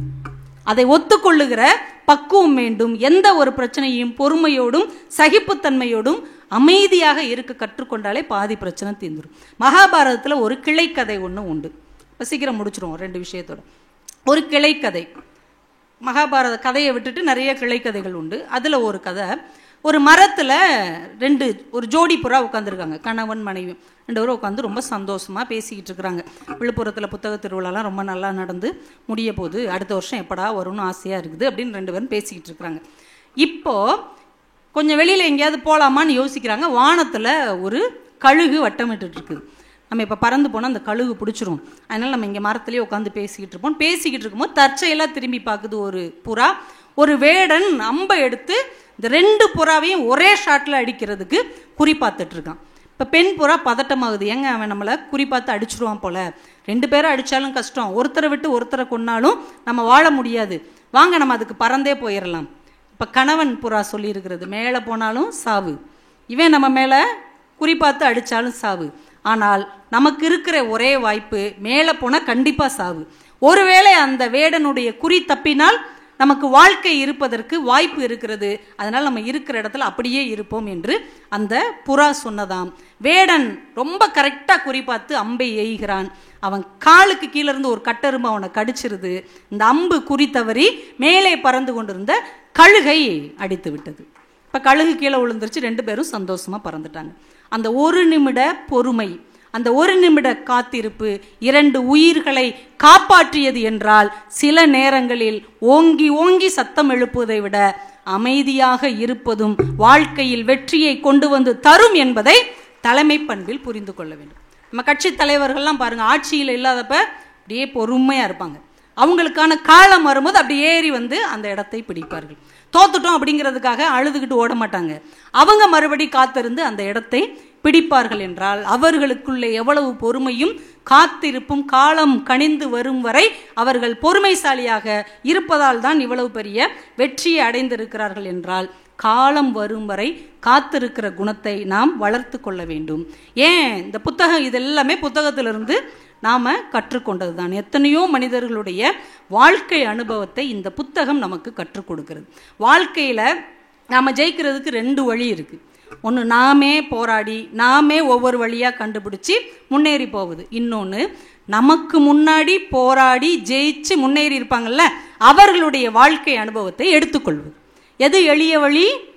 2வது வழிதான் எளிமையான வழி. என்றால் இந்த புத்தகங்களை கை கொண்டு வாழ்க்கையை வெற்றி கொள்ள பழக வேண்டும். ஏன் இந்த புத்தகத்தில் அப்படி என்ன இருக்கு? பகத்சிங் தூக்கு தண்டனை நிறைவேற்ற போறாங்க. தூக்குக்கு அழைக்கும் வரைக்கும் அவன் புத்தகம் படித்து கொண்டு இருக்கிறான், லெனினுடைய புத்தகம். ஏன்பா இதை படிச்சுக்கிட்டு இருக்கிற? ஏன் கடைசி நேரத்தில் கூட அதை படித்து அவர் எங்கேயும் போய் பேச போறாரா, இல்லை புத்தகம் எழுத போறாரா? கடைசி நேரத்தில் கூட ஒரு புத்தகத்தில் இருக்கிற ஒரு செய்தியை உள்வாங்கி கொண்டுதான் சாக வேண்டும் என்று இந்த இந்திய மண்ணில் ஒரு போர் வீரன் நமக்கு கற்றுக் கொடுத்திருக்கிறான். அறிஞர் அண்ணாவுக்கு அறுவை சிகிச்சை, புற்றுநோய் அறுவை சிகிச்சை. அவர் சொல்றார், 1 நாள் தள்ளி போட முடியுமா? ஏன், ஏதாவது முக்கியமான வேலை இருக்கா? இல்லை, ஒரு புத்தகம் படித்து கொண்டு இருக்கிறேன், அந்த புத்தகத்தை படித்து முடித்து விட்டு நான் ஆப்ரேஷன் பண்ணிக்கிறேன். ஏன்னா ஒருவேளை ஆப்ரேஷன் முடிந்து நான் பிழைக்கவில்லை என்றால் ஒரு புத்தகத்தை முடிக்காமலேயே போய்விட்டேன் என்கின்ற மன வருத்தத்தோடு நான் போய் சேர முடியும். இப்போ யோசிச்சு பாருங்க, எவ்வளவு பெரிய மனிதர்கள் கடைசி நேரத்தில் கூட புத்தகத்தை வாசித்து கொண்டிருந்தார்கள் என்றால் இந்த புத்தகத்திற்குள் ஒரு மிகப்பெரிய புதையல் அடங்கி இருக்கிறது. ஒன்றை சொல்லி நான் நிறைவு செய்கிறேன். சிலப்பதிகாரம் நம்ம எல்லாருக்குமே தெரிஞ்ச ஒரு தமிழ் காப்பியம். அதில் ஒரே ஒரு விஷயம், கண்ணகி பாண்டியனுடைய அரசவைக்கு வர்றாங்க. இந்த ஆளுமைங்கிறது எவ்வளோ முக்கியமானதுன்னு பாருங்க. அரசவைக்கு வர்றாங்க. இப்படி நீர் வழியும் கண்களோடு வந்திருக்கிறாயே, நீ யார் அப்படின்னு பாண்டிய மன்னன் கேட்கிறார். இப்போ கண்ணகி பதில் சொல்லணும். இப்போ நான் உங்கள்கிட்ட கேட்குறேன், நீங்கள் யார் அப்படின்னு கேட்டால் என்ன சொல்வீங்க? என் பேர் இந்த மாதிரி சுப்பிரமணி, நான் விழுப்புரத்தில் இருக்கிறேன், இந்த குடும்பத்திலேருந்து வர்றேன், இல்லை இன்னும் படிச்சிருக்கேன், இதானே நம்ம அடையாளம். ஆனால் கண்ணகி என்கின்ற இந்த தமிழ் மண்ணின் கதாநாயகி அந்த மன்னனை பார்த்து சொல்லுகிறாள், தேரா மன்னா செப்புவது உடையேன் எள்ளரு சிறப்பின் இமையவர் வியப்ப புல்லரு புன்கண் தீர்த்தோ நன்றியும் வாயில் கடைமணி நடுநா நடுங்க ஆவின் கடைமணி உகுநீர் நெஞ்சு சுட தான் தன் அரும்பரல் புதல்வனை ஆழியின் மடித்தோன் பெரும்பெயர் புகார் என் பதியே. அவ ஊரை சொல்றா. அந்த ஊரை யாரை வைத்து அவள் அடையாளம் சொல்கிறாள் தெரியுமா? எங்க ஊரை 2 ராஜா ஆட்சி செஞ்சாங்க. ஒருத்தன் எப்படிப்பட்டவன் தெரியுமா? அவன் உட்கார்ந்துருக்கிறான். ஒரு புறாவை ஒரு பருந்து துரத்திக்கிட்டு வருது சாப்பிட்றதுக்காக. அந்த புறா பதறி பயந்து போய் இந்த அரசனுடைய மடியில் உட்காருது. இந்த அரசன் கேட்குறான், உனக்கு என்ன பிரச்சனை? இந்த பருந்து என்ன சாப்பிட வருது. பருந்து கேட்குறான், இந்த புறாவை விட்டுறேன், இவ்வளோ பயப்படுதில்ல, உயிருக்கு இவ்வளவு அஞ்சு என்கிட்ட அடைக்கலம் வருகிறது, இதை விட்டு விடேன். இப்போ அந்த பருந்து கேட்குறது, அப்போ அதற்கு சமமான எடை உள்ள உணவை எனக்கு கொடு, மாமிசத்தை எனக்கு கொடு, நான் அந்த புறாவை விட்டுறேன். பருந்தோடைய கேள்வி நியாயமானது தானே. என் சாப்பாடுக்கு நான் எங்கப்பா போவேன், எனக்கு சாப்பாடு கூட அதை விட்டுறேன், அதுக்கு சமமான சாப்பாடு. இப்போ அரசன் என்ன செய்யலாம்? அரசனாக இருக்கிறவன் என்ன செய்யலாம்? ஒரு கசாப்பு கடையில் மட்டனோ சிக்கனோ வாங்கி அந்த புறாவுக்கு ஈக்குவலாக நிறுத்து அந்த பருந்துக்கு கொடுத்துருக்கலாம் இல்லையா? ஆனால் அந்த அரசன் என்ன செய்கிறான்? அந்த புறாவுக்கு சமமாக தன் தொடைக்கரியை அறுத்து அந்த தராசு தட்டில் வைக்கிறான். எப்பேற்பட்ட நீதி வழங்குகிற அரசன்! ஒரு புறா அடைக்கலம் வந்தாலே தன் சதையை தரக்கூடிய சிபி சக்கரவர்த்தி என்கின்ற ஒரு மன்னன் பிறந்த ஊரிலிருந்து நான் வந்திருக்கிறேன். அடுத்து ஒரு எடுத்துக்காட்டு சொல்றான். இன்னொருத்தன் எங்க ஊர்ல இருந்தான். ஒரு ஆராய்ச்சி மணியை அவன் அரண்மனை வாசல்ல கட்டி தொங்க விட்டுருந்தாங்க. அதை யாருமே அடிச்சதில்லை, ஏன்னா பிரச்சனையே இல்லை. திடீர்னு ஒரு பசு வந்து அந்த ஆராய்ச்சி மணியை அடிக்குது. அரசன் வந்து கேட்குறான், என்னவா அப்படின்னு. இந்த பசுவோடைய கன்றை உங்க மகன் இளவரசன் தேரில் வரும்போது ஏற்றி கொன்னுட்டான், அதுக்கு நீதி கேட்டு இந்த பசு வந்திருக்குது. இப்போ பசு கேட்ட கேள்விக்கெல்லாம் பதில் சொல்லணும், நம்மளுக்கு எதுவும் தலையெழுத்து இருக்கா? அரசனுக்கு தலையெழுத்து இருக்கா? உடனே அரசன் நீதி வழங்கினான். எப்படி அந்த பசு தன் கன்றை இழந்து கஷ்டத்தை அனுபவிக்கிறதோ அதே கஷ்டத்தை அனுபவிப்பதான் இதற்கான நீதி. என் மகனை தேரில் ஏற்றி நான் கொல்லுகிறேன் என்று அதை செஞ்சான் மனுநீதி சோழன் என்று ஒரு மன்னன். இந்த 2 அரசர்கள் ஆட்சி செய்த நாட்டிலிருந்து நான் வருகிறேன்னு சொல்லிட்டு அதுக்கப்புறம் மாமனாரை சொல்றா, அதுக்கப்புறம் தன் தகப்பனாரை சொல்லுகிறாள், அதற்கப்புறம் கணவனை சொல்லி கண்ணகி என்பது என் பெயரே அப்படிங்கிறார். இந்த பாடல் ஏன் காலத்தை தாண்டி நிலைத்து நின்றிருக்கிறது என்றால், ஒரு ஆளுமை திறன் மிக்க அரசன் எப்படி இருந்தால் ஒரு சாதாரண எளிய குடிமகள் இன்னொரு தேசத்தில் வந்து தன் நாட்டை பற்றி உயர்வாக சொல்லுவாள் என்பதற்கு இந்த பாட்டு ஒரு அடையாளம். அதுலேயும் கண்ணகி எப்படிப்பட்ட ஆளுமை, அது வரைக்கும் வீட்டை விட்டு அவள் வெளியில் வந்ததே கிடையாது. வண்ணச் சீரடி மண் மகள் அறிந்திலல் என்று நம்முடைய இளங்கோவடிகள் எழுதுகிறார். இந்த மண்ணில் அவள் கால் பதிஞ்சதே இல்லையா, வீட்டுக்குள்ளேயே வளர்ந்திருக்கிறான். ஆனால் தன் கணவனுக்கு ஒரு பிரச்சனை, நீதிக்கு ஒரு அவமானம் என்றால் கையில் ஒற்றை சிலம்புடன் அறியாத நாட்டில் ஒரு மன்னனுக்கு முன்னால் தேரா மன்னா, அறிவு கெட்ட மன்னா என்று சொல்லக்கூடிய அளவுக்கு ஆளுமை திறன் நம்முடைய தமிழ்நாட்டில் ஒரு பெண்ணுக்கு இருந்திருக்கிறது என்றால் அவள்தான் நம்முடைய கதாநாயகி என்பதை நம்முடைய பெண்கள் உணர்ந்து கொள்ள வேண்டும். நம்ம எங்கெங்க இருக்கிறவங்களெல்லாம் ரோல் மாடலாக சொல்கிறோம் இல்லையா, அந்த பெண் அதை செஞ்சாங்க, இந்த பெண் இதை செஞ்சார்கள். ஆனால் கண்ணகி தான் நம் தமிழ்நாட்டின் நம்முடைய பெண்களுக்கு ஒரு முன்னுதாரணமான தைரியசாலியாக அந்த அரசபையில் வந்து நின்று தன் வழக்கை அவளே வாதாடினாள். அங்கே பாண்டிய மன்னன் ஒரு ஆளுமை எப்படி இருந்தான், செய்தது தவறுன்னு தெரிஞ்ச உடனே இதை உடனே இவளை அப்புறப்படுத்துங்க, அந்த சிலம்பை தூக்கி ஓரமாக வைங்க, அரசவையை கலைங்கடா அப்படின்னு அவன் சொல்லவே இல்லை. இதுவரைக்கும் என்னுடைய முன்னோர்கள் இந்த அரசாட்சியை சிறப்பாகத்தான் செய்தார்கள், இன்று முதல் அது தோற்றுவிட்டது, இனி நான் மன்னன் அல்ல, நான் தான் திருடன் என்று அந்த இடத்திலே தன்னுடைய உயிரை விட்டான். அப்போ ஒரு ஆளுமை திறன் என்பது எப்படி இருக்க வேண்டும், காலம் கடந்தும் இன்னொரு நாட்டில் தன்னுடைய தலைவனை பற்றி பேசக்கூடியதாக அது இருக்க வேண்டும், தனக்கு ஒரு தலைமை பண்பை தருவதாக அது இருக்க வேண்டும், அந்த தலைமை தோற்று போனால் தன்னையே தியாகம் செய்வதாக அது இருக்க வேண்டும் என்று ஒற்றை சிலப்பதிகாரம் என்கின்ற காப்பியத்தில் இளங்கோவடிகள் என்கின்ற ஒரு மாபெரும் படைப்பிலக்கியவாதி இந்த மண்ணுக்கு முதல் தமிழ் காப்பியமாக அதை கொடுத்துவிட்டு போயிருக்கிறார். என்றால் ஆளுமை என்பது நம்முடைய தோற்றத்தில் இல்லை, நாம் வகிக்கும் பதவியில் இல்லை, நாம் வைத்திருக்கிற பணத்தில் இல்லை, நம் எண்ணத்தின் உயரத்தில் இருக்கிறது, நாம் கடைபிடிக்கிற நேர்மையில் இருக்கிறது, நாம் சார்ந்திருக்கிற உண்மையில் இருக்கிறது, நீதியில் இருக்கிறது என்பதை பிள்ளைகளுக்கு சொல்லிக் கொடுங்கள். உண்மையின் பக்கம், நேர்மையின் பக்கம், நியாயத்தின் பக்கம் இருக்கிறவர்கள் என்றைக்கும் தலைவர்களாகத்தான் திகழ்வார்கள். அவர்களை வெல்லுவது இந்த உலகத்தில் யாராலும் இயலாது என்று சொல்லி வைய தலைமை கொள்வோம், வாழ்வாங்கு வாழ்வோம் என்று கூறி விழுப்புரம் புத்தகத் திருவிழாவின் நிறைவு விழாவை மிக சிறப்பு செய்த உங்கள் அத்துணை பேருடைய பாதங்களையும் தொட்டு வணங்கி விடைபெறுகிறேன். நன்றி, வணக்கம். அப்ப ஏன் கவிதையை படிக்க வேண்டும் என்றால், நம்முடைய அன்றாட வாழ்க்கை நம்மை சுற்றி ரொம்ப கடுமையா இருக்கு, இன்னும் கடுமையாகி கொண்டே போகிறது, மேலும் மேலும் கடுமையாகி போகிற வாழ்க்கையில் நம்முடைய மனசிலே இருக்கிற ரம்யமான விஷயங்களை மீட்டெடுக்க வேண்டும் என்றால் நமக்கு கவிதைகளை தாண்டி வேற எதுவுமே கிடையாது. இப்போ அண்ணாச்சியினுடைய சில கதைகளை நீங்க எடுத்துக்கிட்டா அது கதை தான், ஆனா அது கதை இல்லை, அது கவிதை தான். அண்ணாச்சியினுடைய ஒரு கதையை வேகமா சொல்லிடுறேன், அது திருநெல்வேலிக்காரங்களுக்குன்னே அவர் பிரத்யேகமா எழுதுவார். இந்த கதையினுடைய கதாநாயகி பேர் பகவதி. பகவதியும் அவங்க வீட்டுக்கார சின்ன வயசு பொண்ணு தான், அப்பதான் ஒரு பிள்ளை இருக்கு, ஒரு வயசு 2 வயசு பிள்ளை இருக்கு. பகவதியும் அவர் வீட்டுக்காரரும் இருக்காங்க. பகவதி என்னுடைய தங்க லோகு வந்து ஊர்ல இருந்து வந்திருக்கா, அக்காவை பார்க்கறதுக்காக வந்திருக்கா. இப்ப இந்த மச்சினிகள் சின்ன ஒய்ஃபோடைய சிஸ்டர்ஸ் சின்ன பசங்க வந்தாக்க தன்னுடைய அத்தானை வந்து பயங்கர ஹீரோ வர்ஷிப் பண்ணுவாங்க. அந்த பல பேர் வந்து கொஞ்சம் விகல்பமா சித்தரிப்பாங்க. எங்க அண்ணாச்சிக்கு அதெல்லாம் செய்யவே தெரியாது. அவருடைய உலகத்தில் எல்லாமே பவித்திரமானது, எல்லாமே புனிதமானது. அவருடைய உலகத்தில் இருக்கிற எல்லா மனிதர்களும் நிறைவானவர்கள். அவர்களுக்கு குறைகள் இருந்தால் கூட அதுவே நிறைகள் தான். இவர் இந்த இந்த பொண்ணு இந்த ஒய்ஃபோடைய தங்க வந்து சும்மா தன்னோட அத்தானை வந்து வம்புக்கு இழுக்கிறா. அத்தா எப்போவாவது உங்கள் வீட்டில் கிளி வளர்த்துருக்கீங்களா? இல்லைப்பா அப்படின்றார். பூனை வளர்த்துருக்கீங்களா? இல்லை, வாய்ப்பே இல்லை. அட நாயாவது வளர்த்துருக்கீங்களா? எதுவுமே சரி அதெல்லாம் விடுங்க, நாங்கெல்லாம் வீட்டில் பட்டாம்பூச்சியை பிடிச்சி கொஞ்ச நேரம் வச்சிருப்போம், அதையாவது செஞ்சுருக்கீங்களா? இவர் யோசிச்சு பார்க்குறாரு. இல்லையே, நான் அதை கூட செஞ்சது இல்லையே. அதை கூட நீங்கள் செஞ்சது இல்லையா? எங்கள் அக்கா யாரை கட்டியிருக்கா, மனுஷனையா ராட்சசனையான்னு அந்த பொண்ணு கேட்குது. அப்போ இவருக்கு வந்து தன்னுடைய மனைவி அதுக்கு என்ன பதில் சொல்ல போறான்னு இந்த ஆளுக்கு கேட்கணும்னு ஆசை. அதாவது தன்னுடைய மச்சனிச்சு கேலி பண்ணிட்டா, மனைவி அதுக்கு என்ன ரியாக்ஷன் கொடுக்க போறான்னு இவருக்கு தெரிஞ்சுக்கணும்னு ஆசை. அவங்க மனைவி, அவங்க தான் பகவதி, சமையல் உள்ளேருந்து அப்பதான் வெளியில வர்றா. பெண்கள் ஒரு அறையிலிருந்து இன்னொரு அறைக்கு போகிற போது இன்னும் அழகாக தோன்றுகிறார்கள் அண்ணாச்சி எழுதியிருக்கார். இவர் பார்த்துக்கிட்டே இருக்காரு. அப்ப அந்த தங்க கேட்கிற, அக்கா நீ சொல்லு, நீ கட்டிருக்கிய, அவர் என்ன மனுஷனா ராட்சசனா? என்னன்னே சொல்லாம திடீர்னு மனுஷனா ராட்சசனா நான் என்னடி சொல்றது? மனுஷனா இருக்கிற நேரத்துல மனுஷனா இருக்கணும், ராட்சசனா இருக்க வேண்டிய நேரத்துல ராட்சசனா இருக்கணும்னு பகவதி பதில் சொல்றான்.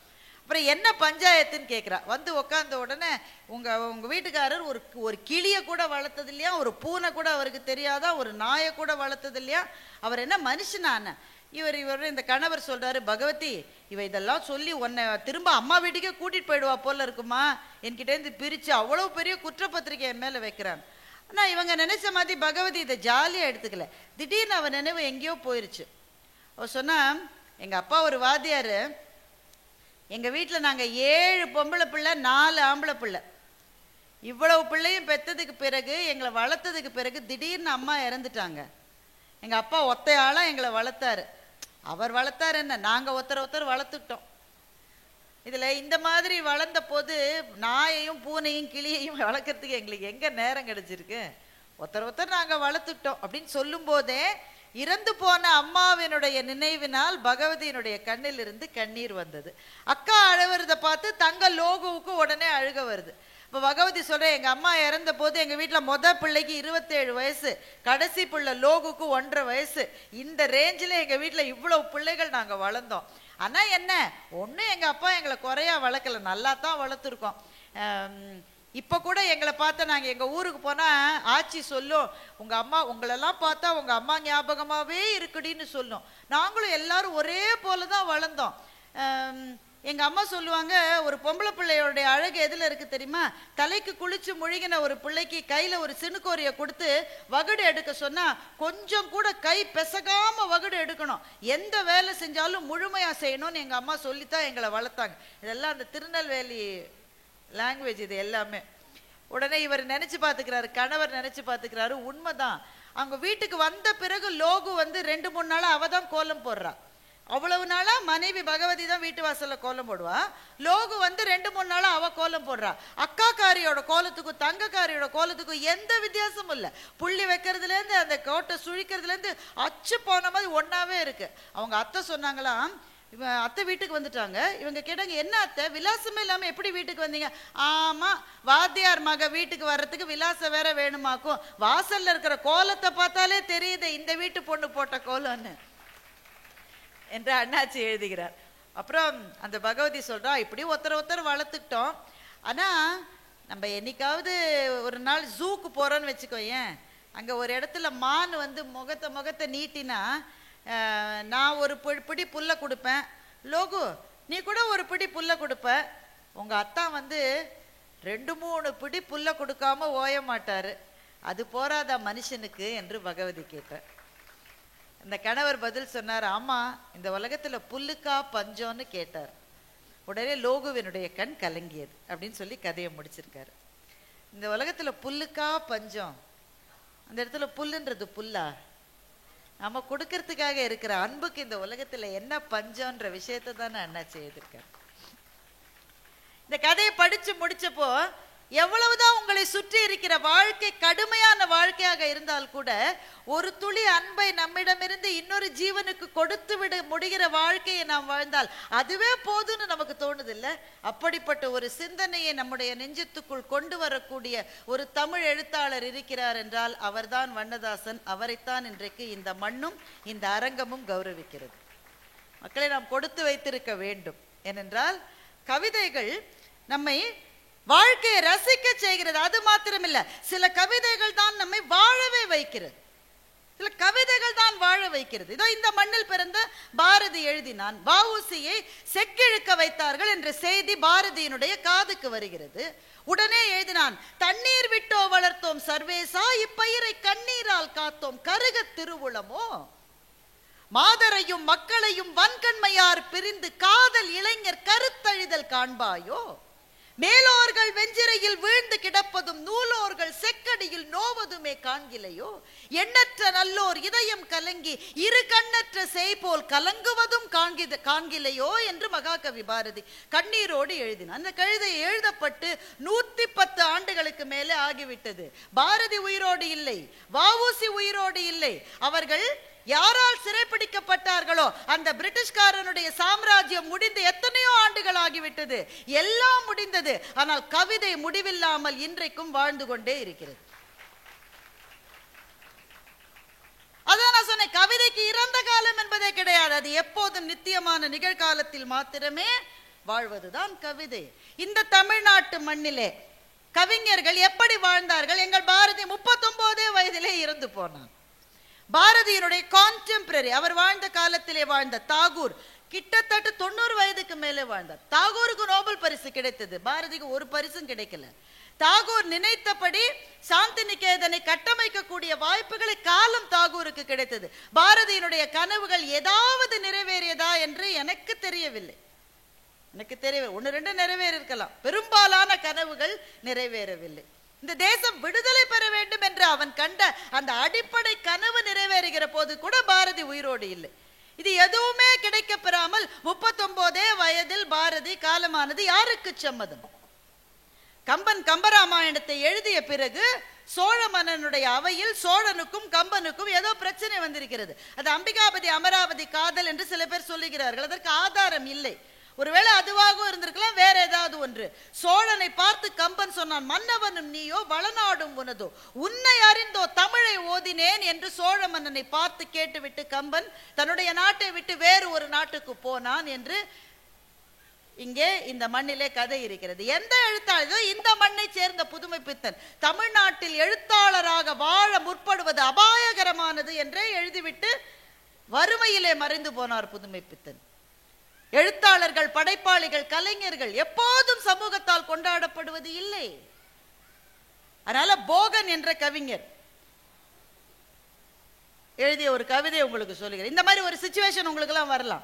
புறக்கணிக்கப்படுவது, எனக்கு திறமை இருந்தும் புறக்கணிக்கப்படுகிறார். அந்த நெருப்பிலே வாழுகிற ஒரு கலைஞனோ கவிஞனோ இந்த கவிதையை படித்தால் போற எழுந்து நின்று விடுவான். போகன் அந்த கவிதையில எழுதுகிறான். போகனும் நண்பரும் பேசிட்டு இருக்காங்க, 2 பேரும் பேசிட்டு இருக்காங்க. போகன் நண்பரிடம் சொல்லுகிறான், என்னுடைய அகங்காரம் என்னுடைய படிப்பிலிருந்தும் என்னுடைய எழுத்திலிருந்தும் வருவது அன்று. புரியுதுதானங்க?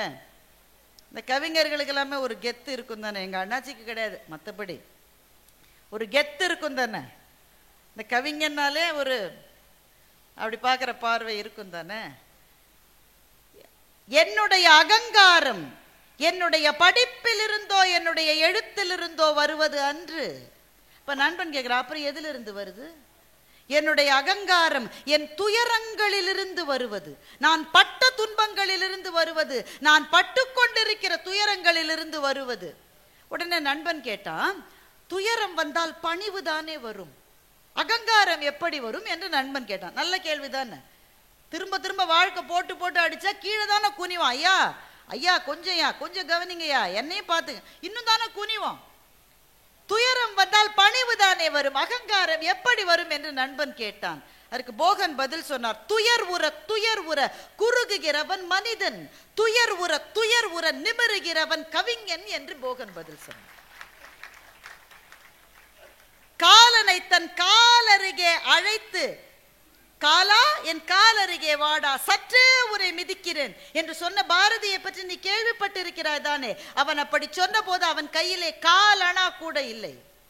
என்னுடைய கடைசி மூச்சு என்பதே என் துன்பங்களின் மீது நான் காரி உமிழ்கிற மூச்சாகத்தான் இருக்கும் என்று போகன் கவிதையை முடிக்கிற போது என்னுடைய உடல் சிலிர்த்து போனது. ஏனென்றால் அது தனிப்பட்ட ஒரு கவிஞருடைய கவிதை அல்ல. துயரத்திலே வாடிக்கொண்டிருக்கிற எத்தனையோ படைப்பாளிகளுக்கு, கவிஞர்களுக்கு, கலைஞர்களுக்கு போகன் தந்திருக்கிற உயிர் சக்தி அது. இந்த ஒரு லைனை மாத்திரம் வச்சுக்கோங்க. துயர் உற குறுகுகிறவன் மனிதன், துயர் உற நிமிருகிறவன் கவிஞன் என்றால் கவிஞன் ஒரு சமூகத்துக்கு எவ்வளவு தேவையானவன் என்பதை இந்த கவிதையை காட்டிலும் எப்படி சொல்லிவிட முடியும்? கிட்டத்தட்ட என்னுடைய நேரத்தினுடைய நிறைவு பகுதிக்கு வந்துவிட்டோம். எனக்கு அண்ணாச்சியை பற்றி ஒரு பெரிய ஆச்சரியம் என்னவென்றால், நம்மை சுற்றி இருக்கிற வாழ்க்கையை நாம பெரும்பாலும் கவனிப்பதே இல்லை. இப்போ வீட்டு வாசல்லையே ஒரு மரம் இருக்குல்ல, அந்த மரத்தை என்னைக்காவது ஒரு 30 செகண்டுக்கு மேல நாம பார்த்துருக்கோமா? பிள்ளைங்களையே பார்க்கறதுல மரத்தை எங்க பார்க்கறதுன்ற ஒருத்தர் திடீர்னு சொல்ற, ஹோ என்னை விட ஒசரமாயிட்டானேன்னு. மகனை பத்தி சொல்றாரு, ஐயோ என்னை விட ஒசரமாயிட்டானே. ஒரே நாள்ல அவன் ஒசரத்துக்கு அவன் என்ன மூங்கில் செடியா? அவன் கொஞ்சம் கொஞ்சமா இவர் பார்க்கவே இல்லை. திடீர்னு ஒரு நாள் பிறகு ஒரு பெரிய ரிஷிங்க, அவர் ஒரு விளக்க உரை பிரம்மசூத்திரத்துக்கு எழுதுறார். அதுல ரொம்ப முழுகிட்டார். அதாவது நிமிந்து பார்க்காமலே வேலை செய்வாங்கல்ல சில பேர், அந்த மாதிரி. இப்ப கூட ஒரு பெரும் நிறுவனத்தினுடைய தலைவர் சொல்லியிருக்காரு, நீங்க ஒரு வாரத்துக்கு 90 மணி நேரம் வேலை செய்யணும், ஞாயிற்றுக்கிழமை கூட நீங்க வேலை செய்யணும், நீங்க வீட்டிலேயே இருந்து மனைவியின் முகத்தை எவ்வளவு நேரம் பார்த்து அப்படின்னு அவர் கேட்டிருக்காரு. அவன் மனைவியின் முகத்தை எவ்வளவு நேரம் பார்க்கறதுன்னு அவன் முடிவு பண்ணட்டும் சார், உங்களுக்கு என்ன சார்? அப்படித்தானங்க. இவர் பிரம்மசூத்திரத்துக்கு பாஷ்யம்னு சொல்லுவாங்க, விளக்க உரை. அந்த ஒர்க்கிலேயே முழுகிட்டாரு. அவர் மனைவியை அவர் நிமிந்தே பார்க்கல. அந்த மனைவி இந்த சாப்பாடு கொடுக்கும்போது கையை பார்க்கிறார். சாயங்காலம் ஆனால் அந்த அம்மா விளக்கு ஏற்றும் போது அந்த கையை பார்க்கிறார், முகத்தையே பார்க்கல. பல ஆண்டுகள் ஓடிவிட்டது. ஒரு நாள் திடீர்னு விளக்குல திரி இழுத்துருச்சு, வெளிச்சம் கம்மியாயிருச்சு. அப்போ அந்த அம்மா எண்ணெயை ஊற்றும் போது எதேச்சியா பார்த்துட்டு கேட்டாரு, அம்மா நீங்கள் யார் என்று கேட்டார். எவ்வளவு கடுப்பா இருக்கும்னு மாத்திரம் யோசிப்பாரு. ஆனா அந்த பொண்ணு நல்ல பொண்ணு, அது சொல்லிச்சு, நான் தான் உங்க மனைவி, நீங்க பல வருஷமா எழுதிக்கிட்டே இருக்கீங்க, நான் தான் சாப்பாடு போட்டு விளக்கேத்துறேன் தினம்னுச்சு. அவர் சொன்னாராம், ஐயோ நான் இவ்வளவு நாள் உன் முகத்தையே பார்க்கலையே, சரி ஒன்று செய்யறேன், இந்த புத்தகத்துக்கு உன் பெயரை வைக்கிறேன்னு பாமதி பாஷ்யம்னு அந்த அம்மா பேர் பாமத்தின்னு பேர் வச்சாராம். நான் மட்டும் பாமதியா இருந்தேன்னா பேரு கீறு வைக்காத, தொலைஞ்சு போன என் வாழ்க்கையை திரும்பி கூட நான் கேட்டிருப்பேன். அந்த அம்மா பாவம் அதெல்லாம் கேட்கலன்னு நினைக்கிறேன். நம்ம சுற்றி இருக்கிற மனைவியும் பிள்ளைகளையுமே நம்ம பார்ப்பதில்லை. மரத்தையும் செடியையும் பறவையும் கொடியையும் மேகத்தையும் பார்த்துருப்போமா என்ன? அண்ணாச்சியோட இந்த ஒரு கதை அதை மட்டும் சொல்லிட்டு நான் முடிச்சுக்கிறேன். ஒரு 2 நண்பர்கள், 2 பேரும் ஒரே ஆஃபீஸில் வேலை செய்கிறாங்க. அதில் ஒருத்தர் நண்பர்கிட்ட சொல்கிறாரு, நாளைக்கு ஒரு பால் காய்ச்சு, நானும் அவளும் போகிறோம், என் மகன் வீட்டில் இருப்பான், நீ போய் அவனை என் வீட்டில் பாரு. ஏன்பா, உன் மகனை தான் நான் அடிக்கடி பார்க்குறேன்னு, நாளைக்கு என்ன ஸ்பெஷல்? இல்லை நான் இல்லாதப்போ நீ அவனை போய் பாரு. என்னப்பா என்ன விஷயம்? என்னப்பா சொல்கிறது, இந்த கால பசங்களை பற்றி உனக்கு தெரியாதா? 3 அரியர் வச்சுருக்கான்ப்பா. அண்ணாச்சி இந்த கதையை எழுதி 20 வருஷம் ஆச்சு. இப்போ இருக்கிற பையனாக இருந்தால் 17 அரியர் வச்சுருப்பான். 3 அரியர் வச்சுருக்கான். எனக்கு அவன்கிட்ட நேரடியாக சொல்ல ஒரு மாதிரி கஷ்டமாக இருக்கு. தோளுக்கு மேலே வளர்ந்த பையன் என்ன ஐடியாவில் இருக்கானே புரியல. பணம் கட்டி கஷ்டப்பட்டு தானே படிக்க வைக்கிறான், 3 அரியர் வச்சுருக்கான். நேராக கேட்க கஷ்டமாக இருக்கு. நீ கொஞ்சம் போய் அவன்கிட்ட நான் இல்லாதப்போ பேசிப்பாரு. இப்போ இவருக்கு கஷ்டமாக இருக்கு. ஐயோ இந்த காலத்து பசங்க நம்ம பேச்சை கேட்பாங்களா? பெத்த பிள்ளையே கேட்கறது இல்லை. இன்னொருத்தரோட பையன் நல்ல வேளை அண்ணாச்சி கதை எழுதின ஆளாச்சு. இப்போ நான் என்ன சொல்லியிருப்பான்? உங்களுக்கு என்ன பேர் வச்சிருப்பான்? பூமர் அங்கிள் வந்துட்டாரு. அதனால இவர் கஷ்டமா இருக்கு. இருந்தாலும் நண்பர்கிட்ட நோன்னு சொல்லவும் முடியல. வீட்டுக்கு போயிட்டாரு. பையன் இருக்கான். பையன் என்ன பண்ணிட்டு இருக்கான்னா, வாசல்ல விழுந்து கிடக்கு நாகலிங்க பூ, மரத்துலேருந்து கொட்டி நாகலிங்க பூ விழுந்துருக்கு. பையன் நாகலிங்க பூவையே பார்த்துட்டு இருக்கான். இவரும் பக்கத்துல போய் பார்க்குறாரு. வாங்க அங்கிள், இந்த நாகலிங்க பூ மாதிரி ஒரு அழகான பூவை பார்க்கவே முடியாது அங்கிள். மரத்துல இருக்கும்போது இருக்கிற அழகை விட கீழே விழுந்தப்போ அழகா இருக்கிற ஒரே பூ நாகலிங்க பூ தான். பாருங்களேன், அது சுத்தி சுத்தி சுத்தி யாரோ பெயிண்ட் பண்ண மாதிரி அதுக்கு எவ்வளவு அழகா இருக்கு அதனுடைய அந்த இதழ்கள் பாருங்களேன். நாகலிங்க பூ பத்தி ரொம்ப நேரம் பேசிட்டு இருக்காங்க. இவர் சொல்றாரு, நாகலிங்க பூவோட பவள மல்லிப்பூ விழுந்து கிடத்தா அதை விட பார்க்க ரொம்ப அழகா இருக்கும். அவர் சொல்ற, ஆமா நீங்க சொல்றது கரெக்ட் தான் அங்கிள், பன்னீர் பூ புஷ்பம் விழுந்தா கூட அதை விட அழகா இருக்கும். இவர் சொல்றாரு, எல்லாத்தையும் விட பெஸ்ட் வேப்பம்பூ தான். வேப்பம்பூ சில சமயம் அப்படியே கொட்டி கிடக்கும். சம்மர்ல, வெயில் காலத்துல கொட்டி கிடக்கும். அந்த தெருவே மஞ்சளான மாதிரி இருக்கும். 1 மணி நேரம் 2 பேரும் பூவை பத்தி பேசுறாங்க. அப்புறம் தான் அந்த பையன் சொல்றான், உள்ள வாங்க அங்கிள், வெளியிலே நிக்கிறீங்களே. உள்ள போறாங்க. உள்ள போனா அருணா சாய்ராமோட பாடல் ஒலித்து கொண்டிருக்கிறது. அப்பதான் அருணா சாய்ராம் பாட வந்திருக்காங்க. நான் சொன்னேன் இந்த கதை 20 வருஷத்துக்கு மேல. அப்பதான் அருணா சாய்ராம் பாட வந்திருக்காங்க. இந்த பாடகி பாடுகிற போது அந்த கம்பீரமும் அந்த முகத்துல இருக்கிற பாவங்களும் பார்த்தா பரவசமா இருக்குல்ல. அருணா சாய்ராமை பத்தி 2 பேரும் பேசிக்கலாம். இப்படியே ரொம்ப நேரம் ஆயிடுச்சு. அதுக்கப்புறமா இவருக்கு கடைசியில, ஐயோ எதுக்கோ வந்துட்டு நான் எதையோ பண்ணிட்டு இருக்கேனே. அப்புறம் என்ன விஷயம்? அந்த பையன் சொல்றான், அங்கிள் எனக்காக நீங்க எங்க அப்பாட்ட பேசணும். இவருக்கு திக்குங்குது. இப்படி தாண்டா அவங்க அப்பா என்ன சொல்லி அனுப்பிச்சான், அவனுக்காக ஒன்ட்ட பேசி உனக்காக அவன்கிட்ட பேசி, என்னடா 2 பேரும் மனசுக்குள்ள. அப்படியா, உங்க அப்பாட்ட நீயே பேசலாமே. அவர்கிட்ட சொல்ல எனக்கு கொஞ்சம் சங்கடமா இருக்கு அங்கிள், நீங்க சொல்லுங்க. என்னப்பா சொல்லணும்? எங்க அப்பாட்ட சொல்லுங்க, 3 அரியர் வச்சிருக்கேன், ஆனா நான் இந்த தடவை முடிச்சிருவேன்னு எங்க அப்பாட்ட சொல்லுங்க. என்னோட பொறுப்பை நான் தெரிஞ்சுக்கிட்டேன். உடனே இவர் கேட்கிறாரு, இவ்வளவு பொறுப்பு தெரிஞ்ச பையன் முதல்லயே அரியர் இல்லாம இருந்திருக்கலாம் தானடா அப்படின்னு கேட்கிறாரு. சொன்னா, கரெக்டு தான், ஆனா இந்த நாகலிங்க பூ, பன்னீர் புஷ்பம், வேப்பம்பூ இந்த மாதிரியான விஷயங்களை பார்க்கறதுலயே மனசு போயிருச்சு. பார்த்தா அதோட பார்த்து நிறுத்த முடியுமா? கல்லூரியில சில அழகான பெண்கள் வேற இருக்காங்க, அவங்களையும் நான் பார்க்க வேண்டியிருக்கு. அதுக்கப்புறம் தேவையில்லாத சில நண்பர்களோட பிரிவுகள்லாம் வந்துச்சு, அதுலலாம் மனசை விட்டுட்டேன். ஆனா இப்ப எனக்கு தெரிஞ்சு போயிருச்சு, எங்க அப்பா கவலைப்படுறாருன்றதும் எனக்கு புரியுது. நீங்க கொஞ்சம் சொல்லுங்க அங்கிள், நான் பொறுப்பில்லாதவன் இல்லை அங்கிள், கொஞ்சம் திசை திரும்பிட்டேன், நான் இனிமே சரியாயிருவேன் அப்படின்ற நம்பிக்கையை எங்க அப்பாவுக்கு கொடுங்க அப்படின்னு பையன் சொல்றான். அண்ணாச்சிக்கு கண்ணில் கண்ணீர் வந்துருச்சு. அந்த கீழே இருக்கிற நாகலிங்க பூவை பார்க்குறாரு. இதை விட அழகானது இந்த உலகத்தில் ஏதாவது இருக்க முடியுமா? இருக்க முடியும். அந்த பையனோட கண்ணில் ஓரமாக ஒரு கண்ணீர் துளி வந்ததுல, அதுதான் எல்லாத்தையும் விட அழகானதுன்னு அவர் நினச்சிக்கிறார். நம்ம பிள்ளைகளை பற்றி நமக்கு சின்ன பயங்கள் இருந்தால் இந்த கதையை படிங்க, பயம்லாம் போயிடும். அண்ணாச்சியினோட வேலை அதுதான். வாழ்க்கையை பற்றி நமக்கு இருக்கிற சந்தேகங்களை, பயங்களை, இந்த வாழ்க்கை ரொம்ப கொடூரமானதோன்னு நமக்கு தோன்றுகிற சில விஷயங்களை நம் மனத்திலிருந்து எடுத்து வெளியே போட யாருடைய எழுத்துக்காவது சக்தி இருக்கிறது என்றால் அது வண்ணதாசன் என்கின்ற கவிஞனுடைய எழுத்துக்கு இருக்கிற சக்தி. ஆனா அவர் சொல்றபடி வாழ்க்கை உண்மையிலேயே அழகானதா? அந்த கேள்வி இருக்குல்ல. உண்மையிலேயே அவர் வடித்து காட்டுகிற மனிதர்கள் மாதிரி எல்லாருமே ரொம்ப நிறைந்தவர்களா? இல்ல, அது கிடையாது. நமக்கு தெரியும். we know life is not fair. இந்த வாழ்க்கை நியதிகளாலும் நீதிகளாலும் கட்டமைக்கப்பட்ட வாழ்க்கை அல்ல. இதிலே பொறாமை இருக்கிறது, இதிலே காழ்ப்பு இருக்கிறது, இதிலே பின்னிலிருந்து முதுகிலே குத்துகிற நம்பிக்கை துரோகங்கள் இருக்கின்றன, நம்மை சுற்றி கயமை இருக்கிறது, எல்லாம் இருக்கு. ஆனா இதுக்கு நடுவுல தானே சாமி நம்ம வாழ வேண்டியிருக்கு.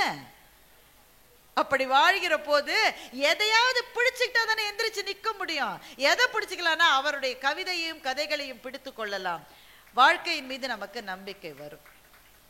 நிறைவாக ஒன்றை சொல்லுகிறேன், எப்படி கவிதை நமக்கு வழிகாட்டும் என்பதற்கு. டைம்ஸ் ஆஃப் இந்தியா நாளிதழில் அடுத்த வாரம் நான் எழுத போகிற திருக்குறள் இதுதான். ரொம்ப சிம்பிளா ஒன்று சொல்லியிருக்காரு, how to fight your battles என்று வள்ளுவர் சொல்லுகிறார். வினை வலியும் தன் வலியும் மாற்றான் வலியும் துணை வலியும் தூக்கி செயல், இவ்வளவுதான் திருக்குறள். இது ஒரு கவிதையான கவிதை தான். அதான் இது ஒரு ஆணை மாதிரி, இது ஒரு கட்டளை மாதிரி நமக்கு சொல்றாரு. சில பேர் ஓன்னு சண்டைக்கு போயிடுவான், அப்புறம் தான் தெரியும் எதிரில் இருக்கிறவன் பெரிய வஸ்தாது, இவன் முதல்ல போயிடுவான். அப்புறம் சண்டை என்ன ஆகும்? 1 நிமிஷத்துல முடிஞ்சு போயிடும். நம்மால் கீழே கிடப்பான். வள்ளுவர் சொல்றாரு, முட்டா பயலே, சண்டைக்கு போறதுக்கு முன்னாடி சில விஷயம் என்ன யோசிக்கணும் சாமி? முதல்ல நீ போடுற சண்டை எவ்வளவு பெரிய சண்டைன்னு பாரு. ரெண்டாவது, உனக்கு எவ்வளவு தம் இருக்கு, எதிரில் இருக்கிற ஆளுக்கு எவ்வளவு தம் இருக்குன்னு பாரு. அதுக்கப்புறம் கூட நீ சண்டைக்கு போயிடக்கூடாது. உனக்கு நண்பர்கள் இருக்காங்கல்ல, வடிவேலுக்கு பின்னாடி சில பேர் இருப்பாங்களே, பார்த்துருக்கீங்களா? கட்டத்துறைக்கு பின்னாடி 2-3 பேர் இருப்பாங்கல்ல, இந்த கோட்டை தாண்டி நீயும் வரக்கூடாது நானும் வரக்கூடாது அப்படின்ட்டு திரும்பி பார்த்தா ஒரு பயலும் இருக்க மாட்டோம், எல்லாரும் ஓடி இருப்பானுங்க. உனக்கு வாச்ச நண்பர்கள்லாம் அப்படி இருந்தா படையாத்தான் வந்தாங்க, சண்டைக்கு வரியானு அத்தனையும் ஓடி போயிட்டான். திரும்பி பார்த்தா ஒரு ஆள் இல்லை. வள்ளுவர் சொல்றாரு, வினை வலியும் தன் வலியும் மாற்றான் வலியும் துணை வலி. யாருடைய துணை? உன்னுடைய துணைவர்கள், அவனுடைய துணைவர்கள். எல்லாத்தையும் அசஸ் பண்ணி நீ ஜெயிப்பானா பேட்டில் ஃபீல்டுக்கு போ, இல்லாட்டா போகாதன்னு. நம்ம சில பேர் அவமானப்படுத்துறாங்கல்ல, கஷ்டமா இருக்குல்ல, வீட்டுக்கு போய் எழுதிருப்பீங்க அப்பப்ப, அப்படிதானே? என்ன அப்படிலாம் பேசிட்டு அங்கேயே நான் சுட சுட கேட்டிருக்க வேண்டியது தானே? என்ன கேட்கறதுன்னே தோணலாங்க. வீட்டுக்கு போய் ராத்திரி சோத்தை தின்னுட்டு படுக்கும் போது ஐயோ இப்படி பதில் சொல்லியிருக்கலாம்ல, இனிமே தோணி என்ன செய்ய? அங்க இல்ல நீ யோசிச்சிருக்கணும். அலுவலகத்தில் அவமானம், வியாபாரத்தில் அவமானம், பொது இடங்களில் அவமானம், நெஞ்சம் கொதித்து போகிறது. So life is a battle. வாழ்க்கை என்பது போர். இந்த போரை எப்படி செய்ய வேண்டும் என்று வள்ளுவர் சொன்னார். இந்த வள்ளுவர் சொல்லி எனக்கு புரிவதை விட ஒரு சின்ன பெண்ணு ரொம்ப அழகா அதை சொல்லி கொடுத்துட்டா. வைஷாலி, கேள்விப்பட்டிருக்கீங்களா? செஸ் கிராண்ட் மாஸ்டர், பிரக்ஞானந்தாவினுடைய அக்கா அந்த பொண்ணு. அவளும் கிராண்ட் மாஸ்டர் தான், சின்ன பொண்ணு. இப்போ அந்த டாடா ஸ்டீலினுடைய செஸ் காம்படிஷன் ஒன்றுத்துல வைஷாலி விளையாட போறா. வைஷாலியோடு விளையாடுகிறவர் ஒரு உஸ்பெகிஸ்தான் வீரர். உஸ்பெகிஸ்தான் ஒரு நாடு இருக்கு, அந்த நாட்டினுடைய கிராண்ட் மாஸ்டர் அந்த ஒரு பையன். நல்ல வெளவெளர்னு 7 அடி இருக்கான். நம்ம பாப்பா எப்படி இருக்கும்? நம்ம ஒரு பாப்பா மாதிரி இருக்கு, சின்ன பாப்பா. அது செஸ் விளையாட்டு டோர்னமெண்ட்ல ஒரு எழுதப்படாத விதி இல்ல, எழுதப்பட்ட விதியே, யாரோட நீ விளையாடினாலும் முதல்ல போன உடனே கை குலுக்கணும். உன்னோட ஆப்போனன்ட் யாரா இருந்தாலும் நீ கை கொடுக்கணும். விளையாடி முடிச்சு யார் ஜெயிச்சாலும் சரி, நீ ஜெயிச்சாலும் சரி, அவன் ஜெயிச்சாலும் சரி, கை குலுக்கணும். இது மரியாதை, இது நாகரீகம், இது அடிப்படை. வைஷாலி போன உடனே பட்டுன்னு கையை நீட்டிட்டா. அந்த பையன் அவன் மூஞ்சிய கூட பார்க்கல, அந்த ஆப்போனன்ட், அந்த உஸ்பெகிஸ்தான் வீரன். இவன் முகத்தை கூட அவன் பார்க்கல, அப்படியே மூஞ்சிய. அவன் லேட்டா வேற வந்திருக்கான், மேட்ச் ஆரம்பிக்கிறதுக்கு 3 நிமிஷம் அவன் லேட்டா வந்திருக்கான். வந்து இவன் கை கொடுத்தப்ப மூஞ்சிய திருப்பிக்கிட்டு அவன் காய் நகர்த்த ஆரம்பிச்சான். இதெல்லாம் பாருங்க, தற்செயலா நடப்பது அல்ல. நாம நினைப்போம் தெரியாம செஞ்சிருப்பான், ஒண்ணும் கிடையாது, எல்லாம் பிளான். இப்படி பண்ணும் போதே எதிராளியினுடைய மனம் வந்து கொஞ்சம் சோர்ந்துரும். அந்த சோர்வை நீ பயன்படுத்திக்கணும்ன்றதுக்காக இதெல்லாம் டெக்னிக். பாருங்க, இந்தியாவும் ஆஸ்திரேலியாவும் மேட்ச் விளையாட போனா ஆஸ்திரேலியன் பிளேயர்ஸ் இந்தியன் பிளேயர்ஸ் கண்ணா பின்னான்னு பேசுவோம். எதுக்கு பேசினா? அவனுக்கு வேர்ட்ஸ்ல கண்ட்ரோல் இல்லை, அதெல்லாம் கிடையாது. அந்த வார்த்தையை கேட்டு மனம் சுருங்குகிற போது கையும் சுருங்கிடும், காலும் சுருங்கிடும். இதெல்லாம் சைக்கலாஜிக்கல் கேம். உங்களுடைய விரோதிகள் சில சமயம் உங்களை கவனிக்காத மாதிரியே இருப்பாங்களே, நீங்க எதிரில் வருவீங்க, பார்க்காத மாதிரியே போவீங்களே. உடனே நீங்க வீட்டில் போய் சொல்லுங்க, அவன் நிஜமாவே கவனிச்சிருக்க மாட்டான். ஒரு புண்ணாக்கும் கிடையாது, கட்டாயம் அவங்கள கவனிச்சிருக்கான். ஆனா கவனிக்காத மாதிரி போறதுதான் கெத்துன்றதுனாலதான் கவனிக்காத மாதிரி போயிருக்கான், அப்படித்தானே? ஸோ இதெல்லாம் டெக்னிக்ஸ். வைஷாலி என்ன பண்ணிருக்கலாம்? பேன அழுதுருக்கலாம். நாம இருந்து ஒருவேளை அழுதுருப்போம், கை கூட கொடுக்கலன்னு, அதனாலதான் தோத்து போனேன். வைஷாலி அதெல்லாம் ஒன்றும் செய்யல. அவன் முகத்தையே அவ பார்க்கல. அவ பார்த்தது அந்த 64 கட்டங்களை மாத்திரம்தான். அதை மாத்திரமே பார்த்தாள். 10 நிமிஷத்துல அவனை ஜெயிச்சு காமிச்சாங்க. 10 நிமிஷம். அதுக்கப்புறமா அவர் வந்து மன்னிப்பு கேட்டாரா? இன்னுமே மாப்பிள்ள நீ மன்னிப்பு கேட்காம இருக்க முடியாது மாப்பிள்ள, நாங்க ஜெயிச்சிட்டோம்ல. உங்களை அவமானப்படுத்தியவர்களுக்கு நீங்கள் கொடுக்க வேண்டிய பதில் ஒன்றே ஒன்றுதான், வென்று காட்டுவது. அந்த வெற்றி ஈஸியா வராது. வைஷாலி ஜெயிச்சானா ஃப்ளூக்ல ஜெயிக்கல, அவ உழைச்ச உழைப்பு அப்படிப்பட்ட உழைப்பு, அவ பட்ட பாடு அப்படிப்பட்ட பாடு, அது அன்னைக்கு கை கொடுத்தது. அவமானங்கள் என்பது நம்முடைய வெற்றியை உறுதி செய்வதற்காக கடவுள் நமக்கு கொடுக்கிற வாய்ப்புகள் என்று நினைக்கிறவர்கள் கட்டாயமாக வெற்றி பெறுகிறார்கள்.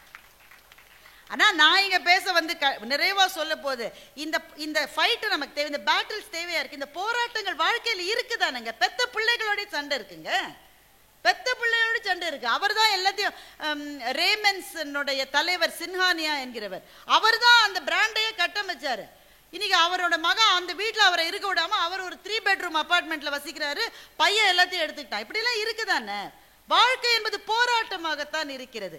இந்த போராட்டத்தில் நாம் ஜெயிக்க வேண்டும், வேறு வழி கிடையாது. போராட வேண்டும், வேற வழி கிடையாது. வாழ்கிற கடைசி நாள் வரை போராடி, சுற்றும் வரை பூமி, சுடும் வரை நெருப்பு, போராடும் வரை மனிதன். நீ மனிதன், போராடிட்டு தான் இருக்கணும். ஆனா இந்த போராட்டத்திலே இருந்து இருந்து இதயம் சுருங்கி விடாமல் இருப்பதற்கு நமக்கு ஏதாவது ஒரு பிடிமானம் தேவை என்றால் அது கவிதை.